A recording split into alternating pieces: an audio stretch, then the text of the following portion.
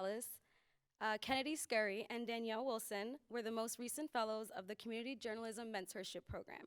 Tonight, we will be talking about our experience with community journalism. Hello, ladies. So, I was going to start the conversation by asking what sort of called you to get into community journalism? Um, Hi everybody, my name is Kennedy. What made me get started into community journalism? I've always been a person that loved being around people and I love talking to people, and I just loved what people did. As far as music, as far as anything that they love. So I wanted to create my own lane as far as starting my own show, and even going to school to learn journalism. So I wanted to get more into how to talk to people, how to approach people, and how to really get deep into it. But all in all, connecting with people is something that I love to do. So that's what made me get into it. Yeah. Hi, I'm Danielle. I went to school for media studies and production at Temple University, and while I was going there, I felt like I didn't get a whole lot of experience because I didn't get to do an internship or anything like that as a student who also had to go to work. I just didn't have time for any extracurriculars. So I learned about PhillyCAM through the classes that they offered because I figured I would like brush up on some of my skills. And then during the orientation, I learned about this Voices program, and it sounded really interesting and like a good way to build up my portfolio and push myself and get out there and talk to people. So that's what got me interested in it. Hi, my name is Ritzela. Uh, my background is actually in linguistics and literature, but I am just interested in, I am a curious person, and I just wanted to do something that was more related with communications, just because I thought that I could have that experience here in the United States. I am originally from Mexico City, and I never had something kind of like what PhillyCAM is in my city. I mean, Mexico City is like more corporate media oriented, and I just thought that it was very interesting. The kind of approach that PhillyCAM has, so that's why I'm here. And what has been your biggest takeaway from doing this work? I think the preparation was one of the biggest takeaways. Like, even if you're doing a live show, you're thinking it's in the moment, but there's a lot of preparation that goes into everything that you do, whether it's going to be a live production or a pre recorded production. That was definitely something I learned, that it's a lot of planning and preparation in order to get kind of like the outcome or your full vision to come to fruition. I would say that perhaps my biggest takeaway is how much work goes into it. So most all of us are doing this part time, and we have jobs and other things going on, and it's really a big commitment, and it takes a lot of dedication to like get it done. And I will say that I like wish that I had more time to invest, but it's been really it's been kind of difficult to like juggle everything. And yeah, it takes a lot to be like a part-time news person, takes a lot, and I really admire anybody who does it like long term because this 6 months has been a commitment. To me, I think it's very similar to everybody. I think it is a lot of preparation for just so many things happening, because it's not only like the technology tech aspect of it, it's also like put your brain to work and think like what are the ideas that you want to display.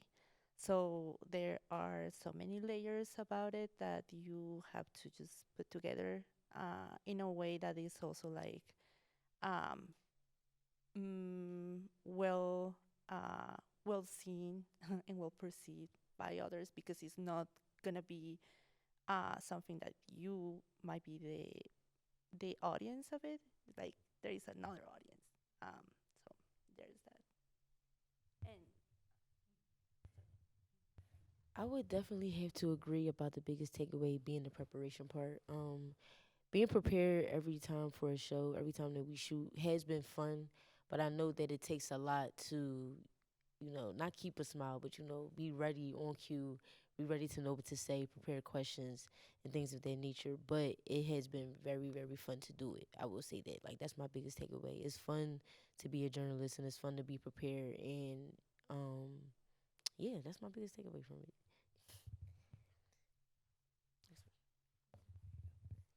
How have you picked the stories that you covered over the last 6 months?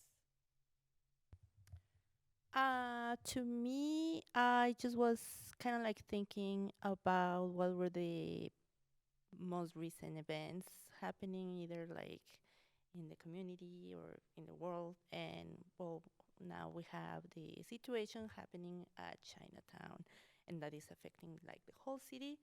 So I thought like, well, this deserves a lot of attention because it's something that might be perceived as something local, but it's actually something that affects just every individual as long as you want to live.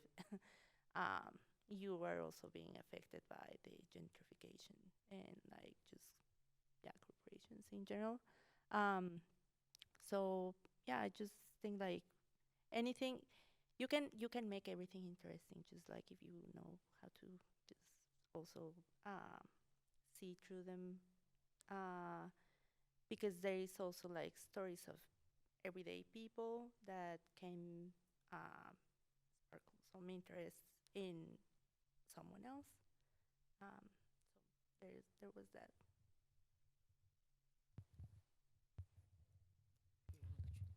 Um, for me, I'm from Philly, so I feel like I knew so many people doing so many amazing things. So when I thought about the stories I wanted to tell, it definitely was focused around like my community and people that were really invested in the community and uplifting the community in kind of ways that maybe you didn't hear about. So I definitely kind of just looked around me to who was already inspiring me and kind of offered them the platform that, PhillyCAM has. So for me, I was just thinking of my community, of course, Philly, and then people that I knew were doing great things, and then sharing that story. And also, I think I love that you mentioned that it's fun because I wanted to keep that element of fun because, news and storytelling can take so many different elements. So I kind of wanted to do stories that were, hit the reality of what is Philly and what's going on in Philly, but also kind of like how do you maintain like happiness and joy within all of that. So I wanted to pick people that were really passionate about what they were doing and found joy in what they were doing. So for me, it was important that they were uplifting the community, but in a very authentic way that spoke to who they were and how they navigated living and being in Philly.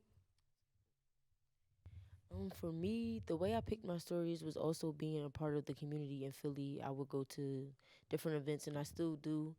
Outside of Philly Cam, I'm more of a music journalist, so there's always different music events going on, different festivals going on, and a lot of people that I've worked with, I've also seen them, not seen them, but I've also wanted to see them on television. See them doing bigger than what they already are, and not that they aren't doing something big, but I truly believe in the people that I work with and that I've seen, and I felt like this was the best platform to have them on, so more people can see more of them and who they are and what they do. So yeah. I picked my stories based off of my own personal interest. I think that choosing stories that you're naturally curious about leads to like really authentic interviews because you're kind of, digging into something that you really like. And it's easier to hold a conversation with somebody when you're just enthralled by whatever it is that they're talking about. So, really following my own personal interest and thinking about what the audience would also be able to take from it is how I chose my stories. So, question for all of us. Um, Based on the experiences that you guys got of the of PhillyCam, do you have plans to do more things in the future with this experience? Are you planning to have more stories? And if so, what is the kind of stories that you want to have portrayed? Based off of this experience, I realized that I need like something that's a little bit more of a slower pace. So I do want to keep on telling stories, like, and I want to get involved more in the community. But I think I would do it in the form of like something prepackaged, like a YouTube channel or a podcast, something where I can just sort of take my time with because I'm not a great deadline person, and it's definitely something to work on. But I think that based off of how I like to tell stories, I just know that like a slower, more thought out process would be better for me. I could definitely see myself doing more community work. I can definitely say that, especially with PhillyCAM and getting the message. The more we do this and getting the message out there, I would definitely say I'm not like the best deadline person either. So, but I truly try my best. But I feel like the more that I'm a part of PhillyCAM, it does help. It really does help with knowing how to organize and knowing, which days I need to do certain things. But I can definitely see myself in the future telling people stories, telling my story, still being involved with people in the community, and just keep pushing the narrative that Philadelphia is a great place for creative people and talent. So yeah. Yeah, I definitely have thought about like what's next to come. I mean, I definitely have stories kind of like, in the back of my head that I would love to bring to the camera. I think I learned a lot in this cohort. One of them was that the pre-recorded segments were the most challenging for me. So I loved the live interviews. So maybe more of that but that would be because it's the easiest, but if I wanted to challenge myself, which, I hope to do, I would love to practice kind of pre-recorded segments, a little bit of the editing, the behind the scenes, like shout out all the behind the scenes people in video editing and all of that because that was really a challenge for me. So I think I would love to explore that more. And then also just more ways of telling stories. We had the live interviews, we had the pre-recorded segments, but like even like podcasting sounds really interesting to me. So I love that this just kind of motivated me to keep telling stories because there's not just one way. So I definitely have some ideas in the back of my head that once I feel like I process this experience and take a beat that I would love to bring to life. Um, with the Philly Cam experience, I kind of talked about the editing part was the most challenging kind of part for me. So was there any challenging parts for you that you guys kind of had to overcome during this experience? The most challenging thing I would say definitely the deadlines. Like I would definitely, yeah, I would say that was the most challenging thing because of juggling jobs and trying to make time for yourself, family and things like that. You often forget. As much as we are on our phones, sometimes we can miss emails. No shade, guys. But I would say that was the most difficult thing. But going into it, starting the shows, um, coming up with topics, picking the people, I feel like that was easy because, this is something that we do all do together. So, we have the ability to help each other and things like that. But yeah, that was probably the most challenging thing for me.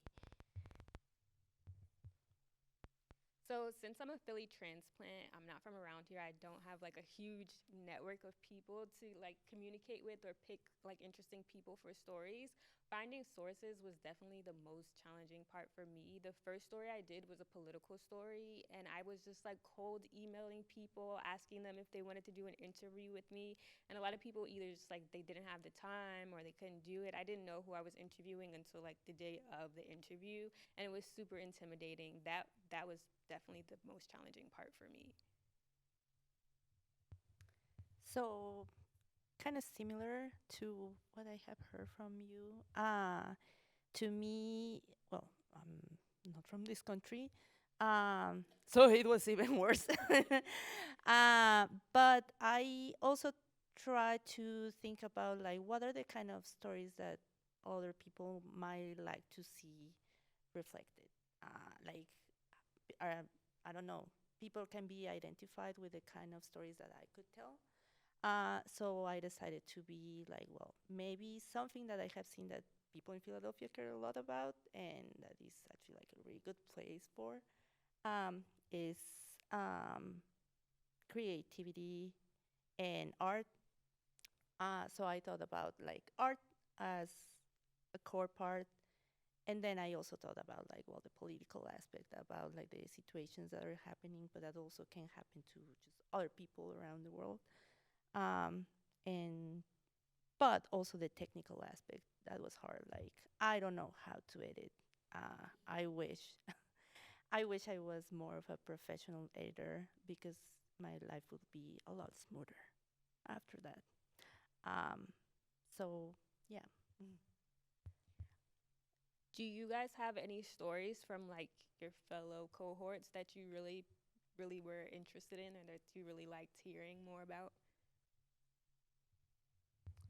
I would say everybody's. because we're all different people. So it was like fun meeting different people, where they come from, their different backgrounds, and you never know who really loves journalism too, or who really enjoys media. Because sometimes this is a field that a lot of people, I'm not gonna say look down on, but they don't really understand the work that goes into it, and they don't really know what it takes to be prepared, or what it takes to, choose people, for topics, or to edit, or things like this. So I would say everybody, because we all have different challenges, but also different accomplishments within this field as well. So yeah.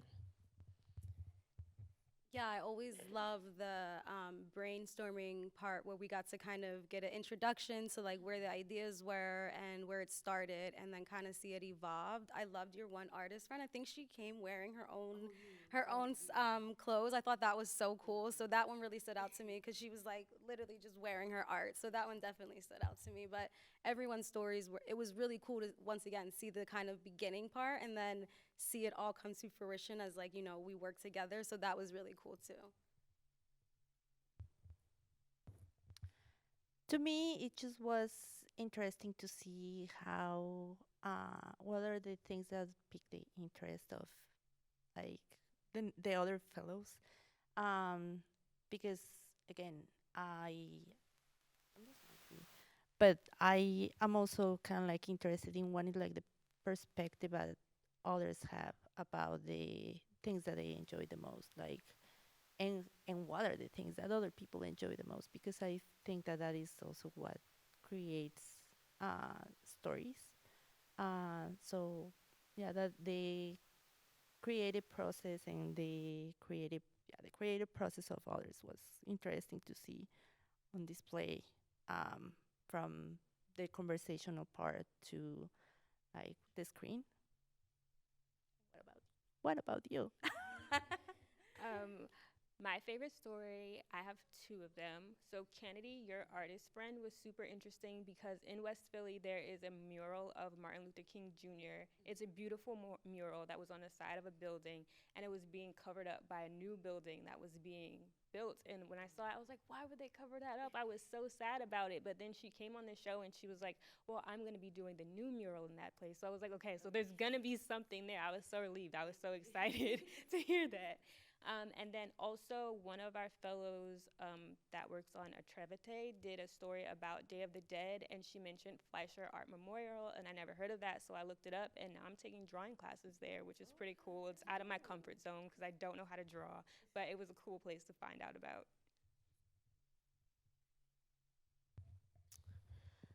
What's a good question to ask, guys? Where do you guys see yourself in 5 years with journalism? Like, how does that look for you? I feel like I'm still kind of building that vision for myself of what that looks like. This is like my first time like really stepping into the world. So like I said, like I'm taking so much in, but I would love to have like a podcast or do something more where I'm interviewing people. That was my favorite part.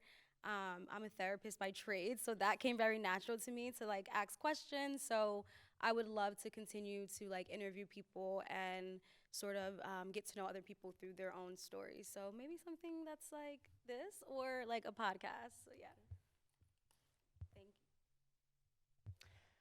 To me, something that seems interesting, I have been always interested in audiovisual productions, and I would like to do something about, in very specific, Latin American cinema. So I just have been toying with that idea. I would like to do something about that. I don't know specifically what, but I just know that that is something that I would like to develop and display in the future. Because I also see that there is like a lack of understanding and just like broadcasting of Latin American movies outside Latin America and sometimes also inside Latin America. So that is something that I really would like to work on in the future. And what about you? I would like to, I really want to launch a YouTube channel, and I'm still interested in telling stories about the community. But one thing that I really wanted to do was report on crime, which I haven't gotten to do. And I still want to do that in some capacity. So I think a YouTube channel would be interesting. And I found out about more resources as I've like gone through this process and talked to people. So eventually, I'd love to like interview the families of victims and just I feel like, well, I know for a fact that crime amongst POC is like victims who are missing and murdered, they are not talked about a lot. It's a very like skewed perception via the traditional media. So I feel like it's my responsibility to bridge that gap, and I have that opportunity if I just have my own YouTube channel. So that's definitely like my passion project that I want to work on, and I would love to be able to help like bring awareness to those type of stories. In 5 years, I would love to be more well known for my articles. I definitely want to keep writing articles. I feel like that art of journalism is lost. It's a lost art. So I definitely want to keep writing articles, but also creating more content to put a face behind my brand and other brands as well, like as far as PhillyCAM. And I also want to work with other media networks as well. And I really hope in 5 years that I'm in a newspaper. I'm still writing articles. I'm still, talking to people in the community about what they do and what they love. Sticking to my roots, but also learning more as I go. So that's what I really hope for 5 years. And also interviewing celebrities. Even though some like I'm not really into celebrity news as much, but it would definitely be fun to interview different celebrities and see what they do outside of music or anything that they show us in the industry. So yeah, that's where I see myself in 5 years. So before we go, congratulations to all of us. We're wrapping up our cohort. Is there anything you guys would like to add? Or, I mean, Kennedy, where can we find your articles or anything like that? Yeah, actually, follow me on Instagram at yogirlkenlo underscore, so YOGIRLKENLO underscore, and you could also go to my website, thekenloshow.wordpress.com, so you can find everything right there. So yeah, I appreciate that. So when I do eventually launch my own YouTube channel, I have an idea for a name, but since it's not established yet, I'm just gonna say follow me on my personal Instagram, which is Danny Elaine, and then I also have a TikTok, which is the Danny Elaine. And for me, actually, I do have a film club in Spanish for Latin American movies. So, and it's gonna be here very soon, here in Philadelphia. So don't miss it. You can follow me at El Conejo en el Faro, and you can check all the movies that are gonna be there for free. Sometimes there are English subtitles available, so you are not gonna suffer for like your lack of comprehension of another language.